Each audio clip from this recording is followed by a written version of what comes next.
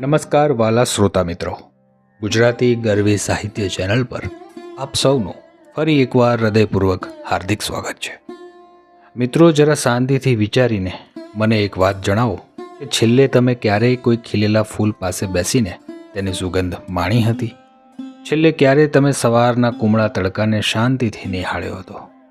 કદાચ તમને પણ યાદ નહીં હોય, કારણ કે આજના આ ગળાકાપ હરીફાઈ અને આધુનિકતાના યુગમાં આપણી પાસે બધું જ છે. પૈસા છે, ટેકનોલોજી છે, સગવડો છે, પણ જો કંઈ નથી તો તે છે સમય. આપણી આ જ આંધળી દોડધામ પર અને પ્રકૃતિથી વિખૂટા પડતા માનવીની કરુણતા પર આપણા સાહિત્ય જગતના જ્ઞાનપીઠ વિજેતા કવિ ઉમાશંકર જોશીએ બહુ ગહન કટાક્ષ કર્યો છે. તેમણે લખ્યું છે કે પુષ્પો સાથે વાત કરવાનો સમય રહ્યો નથી. પુષ્પો મારી કવિતાના તાજબ તાજ શબ્દો. આ બે લીટીમાં આજના આધુનિક માનવીની સૌથી મોટી કંગાળિયત છુપાયેલ છે. આજે આપણે આ વિડીયોમાં ઉમાશંકર જોશીના આ સંવેદનશીલ વિચાર પાછળનો સાચો મર્મ, કવિતા અને પુષ્પો વચ્ચેનો સંબંધ અને આપણા જીવનમાં કેટલાક સચોટ વ્યવહારુ ઉદાહરણો સાથે આ પંક્તિને સમજીશું. વિડીયો ખૂબ જ રસપ્રદ થવાનો છે, તો અંત સુધી જોડાયેલા રહેજો અને ચેનલને સબસ્ક્રાઇબ કરવાનું ભૂલતા નહીં. પહેલી પંક્તિમાં કવિ કહે છે કે આ યંત્ર યુગની ભાગદોડમાં માણસ એટલો બધો વ્યસ્ત થઈ ગયો છે કે તેની પાસે હવે પ્રકૃતિના સુંદર પ્રતીક એવા પુષ્પો પાસે બેસવાનો, તેની સુંદરતા નિહાળવાનો કે તેની સાથે સંવાદ સાધવાનો સમય જ બચ્યો નથી. જ્યારે બીજી પંક્તિમાં કવિ કહે છે કે આ પુષ્પો માત્ર બગીચાના ફૂલ નથી, પણ એ તો મારી કવિતાના તાજબ તાજ શબ્દો છે. એટલે કે એકદમ તાજા, જીવંત, પવિત્ર અને પ્રેરણાદાયી શબ્દો છે. કવિતા અને સાહિત્યના આ સુંદર શબ્દો સાથે સંવેદનાઓ સાથે વાત કરવાનો સમય પણ હવે માણસ ગુમાવી બેઠો છે. ઈશ્વરે આપણને આટલી સુંદર સૃષ્ટિ આપી છે, પણ માણસ સિમેન્ટ અને કોન્ક્રીટના જંગલોમાં અને મોબાઈલની નાની એવી સ્ક્રીનમાં એવો તો કેદ થઈ ગયો છે કે તેને પ્રકૃતિના અદ્ભુત સર્જનોની કિંમત રહી નથી.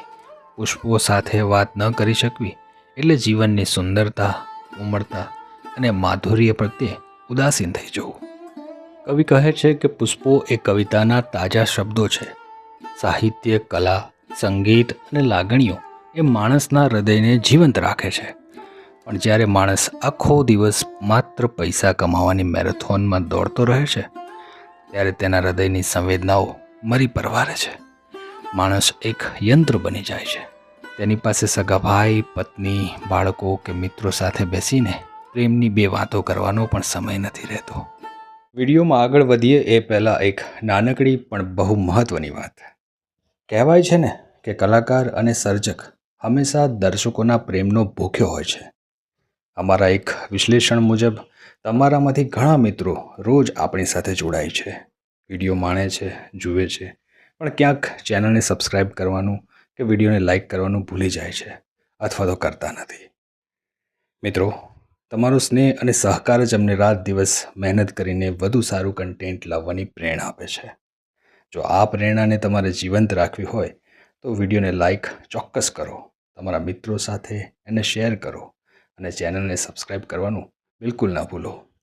તમારો સપોર્ટ જ અમારી સાચી મૂડી છે. તો ચાલો હવે વધુ સમય ન બગાડતા આજનો વિડીયો શરૂ કરીએ. સોશિયલ મીડિયા અને આભાસી દુનિયાના એક ઉદાહરણથી આ પંક્તિને સમજીએ. આજે આપણે રેસ્ટોરન્ટમાં કે બગીચામાં જઈએ ત્યારે શું જોઈએ છીએ? 4 મિત્રો કે આખો પરિવાર સાથે બેઠો હોય, પણ કોઈ એકબીજા સાથે વાત નથી કરતું. બધા પોતપોતાના મોબાઈલમાં રીલ્સ કે સ્ટેટસ અપડેટ કરવામાં વ્યસ્ત હોય છે. બગીચામાં ખીલેલા અસલી પુષ્પો જોવાનો કોઈની પાસે સમય નથી, પણ મોબાઈલમાં ફૂલોના ફોટા પર લાઈક કરવાનો સમય છે. આનાથી મોટી કરુણતા બીજી કઈ હોઈ શકે? માણસે અસલી સંબંધો અને પ્રકૃતિના પુષ્પો ગુમાવી દીધા છે.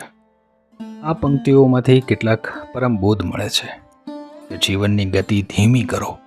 માત્ર દોડતા રહેવું એ જિંદગી નથી. ક્યારેક ઊભા રહીને પ્રકૃતિની સુંદરતા માણવી એટલી જ જરૂરી છે જીવનમાં. સાહિત્ય, કવિતા અને કલા સાથે જોડાઓ. એ તમારા મનને પવિત્ર અને હૃદયને જીવંત રાખશે. સંબંધોને સમય આપો. તમારી આસપાસ રહેલા જીવતા જાગતા માણસો, બાળકો અને મિત્રો એ જ જિંદગીના ખરા પુષ્પો છે. તેમની સાથે દિલ ખોલીને વાત કરો. વાલા શ્રોતા મિત્રો, કવિવર ઉમાશંકર જોશીની આ પંક્તિઓ આજે આપણને અરીસો બતાવી જાય છે. ચાલો આજના આ વ્યસ્ત જીવનમાંથી માત્ર 5 મિનિટ આપણા પોતાના માટે, પ્રકૃતિ માટે અને સાહિત્યના સુંદર શબ્દો માટે કાઢીએ. કોઈ પુષ્પને નિહાળીએ, કોઈ સારું પુસ્તક વાંચીએ અને જિંદગીને યંત્ર બનતા બચાવી લઈએ. તમને જ્ઞાનપીઠ એવોર્ડ વિજેતા ઉમાશંકર જોશી સાહેબનો આ સંવેદનશીલ વિચાર કેવો લાગ્યો? શું તમે પણ આ આંધળી દોડધામનો ભોગ બન્યા છો? તમારા મનના ભાવો મને નીચે કોમેન્ટ બોક્સમાં ચોક્કસથી જણાવજો. જો આ વિડીયોએ તમારા હૃદયના તારને હલાવ્યા હોય અને તમને થોડો સમય રોકાઈને વિચારતા કર્યા હોય તો આ વિડીયોને એક લાઈક કરજો. તમારા મિત્રો અને સોશિયલ મીડિયામાં આ કિંમતી સંદેશને અચૂક શેર કરજો. ગુજરાતી સાહિત્યના આવા જ ગહન અને સુંદર રત્નો માણવા ગુજરાતી ગરવી સાહિત્ય ચેનલને હમણાં જ સબસ્ક્રાઈબ કરો. ફરી મળીશું આવા જ એક અદ્ભુત કવિના સુંદર વિચાર સાથે. ત્યાં સુધી સંવેદનશીલ રહો, પ્રકૃતિની નજીક રહો. આવજો.